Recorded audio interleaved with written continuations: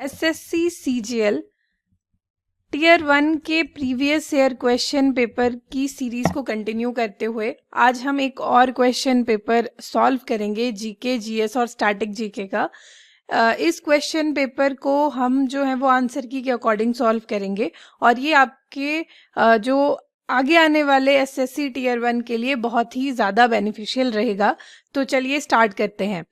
First question में पूछा गया था, Fatehabad district derives its name from the eponymous headquarters town founded by dash in the 40th century, who named it after his son Fateh Khan। ठीक है, तो इसका जो करेक्ट आंसर है वो है ऑप्शन 1, फिरोज शाह तुगलक। ठीक है, ये इसका करेक्ट आंसर था।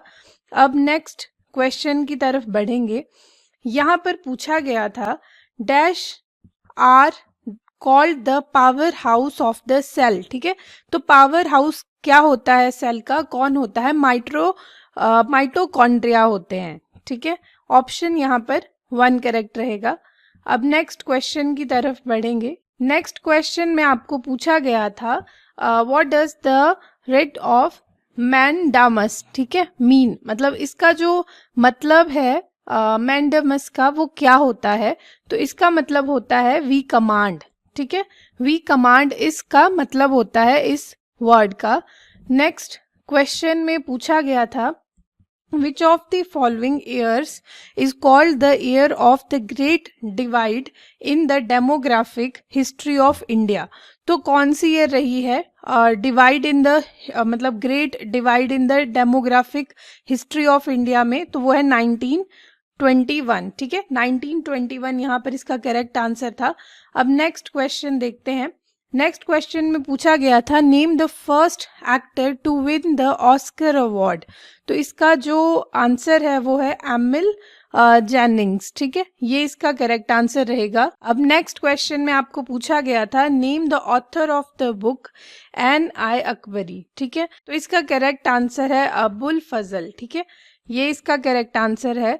अब नेक्स्ट क्वेश्चन में पूछा गया था, which of the following acts was amended to provide a statutory basics for the implementation of the flexible inflation targeting framework. ठीक है, तो वो किस में आता है, Reserve Bank of India Act 1934 में। ठीक है, यहाँ पर ऑप्शन 1 करेक्ट है इस क्वेश्चन के अकॉर्डिंग।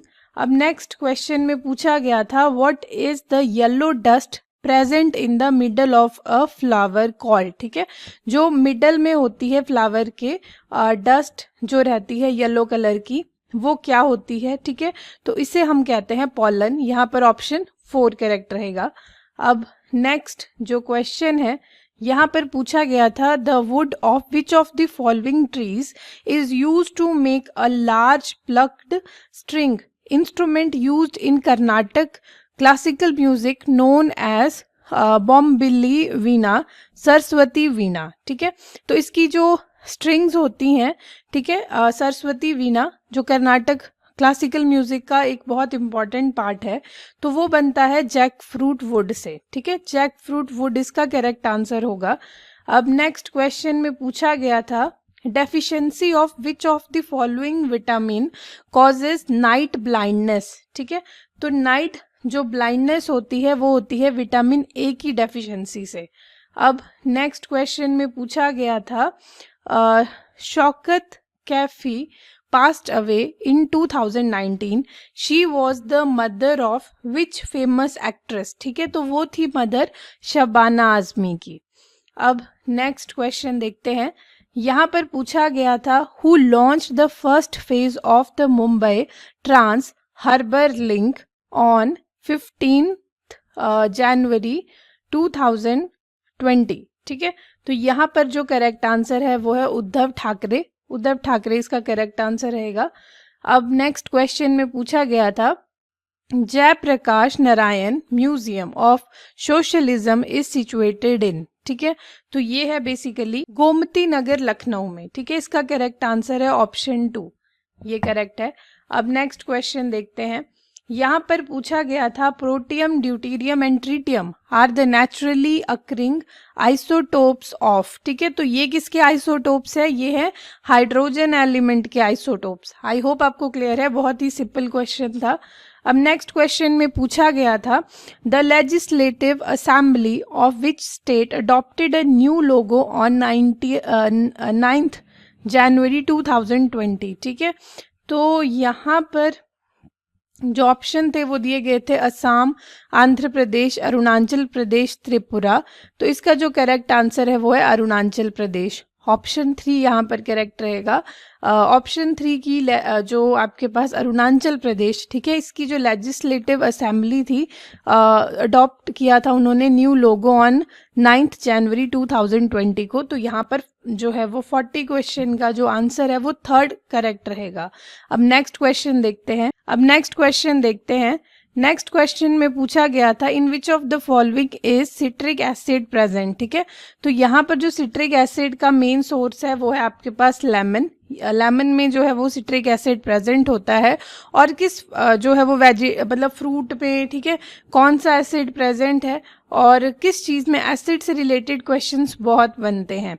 तो आप इन एसिड्स के बारे में आपको पता होना चाहिए। अब नेक्स्ट क्वेश्चन में पूछा गया था the India meteorological department celebrated its Dash Foundation Day on January 15, 2020। तो ये था 145th, ठीक है, फाउंडेशन डे।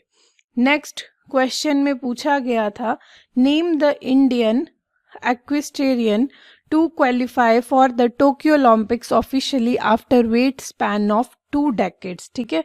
तो यहाँ पर जो करेक्ट आंसर है वो है फवाद मिर्जा। ऑप्शन यहाँ पर 3 करेक्ट रहेगा। नेक्स्ट क्वेश्चन में पूछा गया था आपको what does GNP stand for, ठीक है। जीएनपी की यहाँ पर फुल फॉर्म पूछी गई थी। तो यहाँ पर जो करेक्ट आंसर था वो था ऑप्शन 3 करेक्ट था, ग्रॉस नेशनल प्रोडक्ट, ठीक है। जीएनपी की ये फुल फॉर्म है। नेक्स्ट क्वेश्चन में पूछा गया था who design the logo for Lokpal in India, ठीक है।